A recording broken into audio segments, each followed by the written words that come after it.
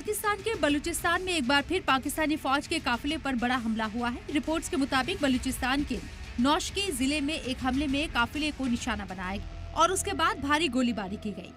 बलूचिस्तान में train hijack करने वाले separatist armed group Balochistan liberation army ने इस हमले की जिम्मेदारी ली है। हमले में 11 पाक फौजी मारे जाने की खबर है। बलूचिस्तान लिबरेशन आर्मी के मुताबिक हमलावर ने एक बस को निशाना बनाया और उसके बाद दूसरी बस पर गोलीबारी की।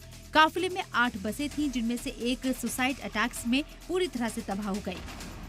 वहीं एक रिपोर्ट के मुताबिक पाकिस्तानी मिलिट्री फोर्सेस के काफिले में 8 बसें और 2 कारें शामिल थी।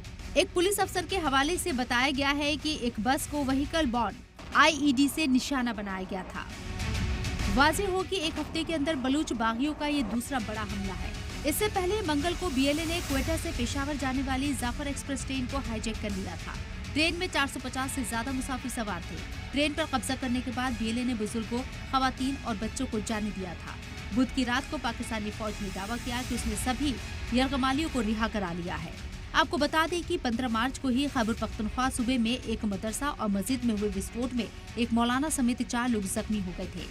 पुलिस के मुताबिक इस हादसे से 24 घंटे से भी कम वक्त पहले सूबे में ही एक गिहप मस्जिद में 14 मार्च की नमाज जुमा के दौरान बम विस्फोट हुआ था। यानी इन दिनों पाकिस्तान पर बलूच बागी कहर बनकर टूट रही है। देखना ये है कि पाकिस्तान कहां तक उसे कंट्रोल कर पाएगा। ब्यूरो रिपोर्ट, सलाम TV।